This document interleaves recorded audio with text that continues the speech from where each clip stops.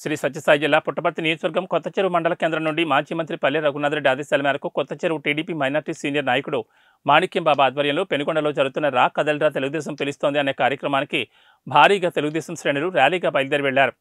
ఈ సందర్భంగా మాణిక్యం బాబా మాట్లాడుతూ ఆంధ్రప్రదేశ్ అభివృద్ధి చెందాలంటే మళ్లీ చంద్రన రావాలని, పుట్టపర్తి నియోజకవర్గానికి ఎమ్మెల్యేగా పల్లె రఘునాథరెడ్డి కావాలని కోరారు. రాతియుగం వైపు వెళ్తారా లేదా స్వర్ణయుగం కోసం నాతో వస్తారా అంటూ రా కదల్రా తెలుగుదేశం పిలుస్తోంది రా అనే మహాసభను దిగ్విజయం చేయాలని పిలుపునిచ్చారు.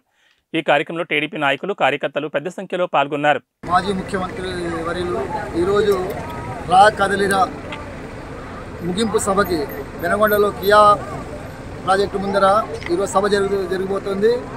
ఈ దుష్ట పరిపాలన అంతం చేయడానికి పుట్టపర్తి నియోజకవర్గం నుంచి పల్లె రఘునాథరెడ్డి గారి ఆధ్వర్యంలో పెద్ద ఎత్తున కార్యకర్తలు, నాయకులు అంతా కూడా తరలి రావడం జరుగుతూ ఉంది. ఈ 4 సంవత్సరాల 9 కాలం జగన్మోహన్ రెడ్డి పాలనకి అంతము పెనుకొండ నుంచే నాంది పలుకుతామని చెప్పి సందర్భంగా తెలియజేస్తుంది. నియోజకవర్గం టికెట్ పల్లె రఘునాథరెడ్డి సార్కి కేటాయించడం జరిగింది కూడా.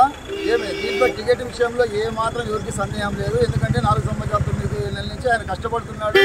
ప్రతి ఒక్క కార్యకర్తకి ప్రాణంగా ఎవరికి చనిపోయినా, ఎవరికి బాధలు పడినా, ఎవరికి ఇబ్బంది పడినా కూడా ఈ ప్రజెంట్ ఎమ్మెల్యే రాకుండా ఈయనే ఒక ఎమ్మెల్యే స్థాయిలో ఉండి కార్యక్రమాలు చేసినాడు.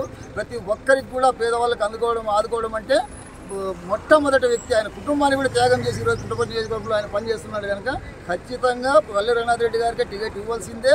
ఇస్తారు కూడా చంద్రబాబు నాయుడు గారు. ఆయనకు అన్నీ తెలుసు. ఆయనకు మనం చెప్పాల్సిన పని లేదు. రాబోయే కాలంలో పుట్టపర్తి నియోజకవర్గంలో 50,000 నుంచి 70,000 మెజార్టీతో పుట్టపర్తి రఘునాథరెడ్డి గారిని గెలిపించే బాధ్యత మాత్రం ప్రతి ఒక్కరిది ఉందని చెప్పి సందర్భంగా తెలియజేస్తున్నాము.